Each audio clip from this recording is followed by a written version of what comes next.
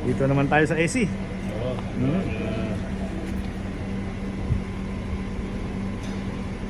Ang mahal pa rin ng kwan, resale value ng mga ganito. Meron nagbenta nung kwan, 2,000.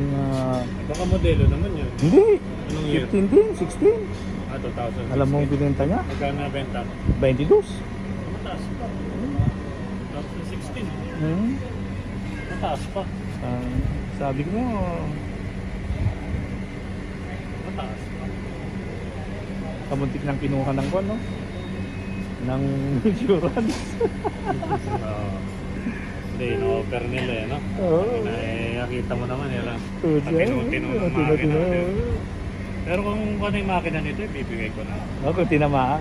Kung tinamaan, kaso alam ko yung makina nito, alaga ni Madar eh. Tapos ibibigay mo ganun-ganun lang.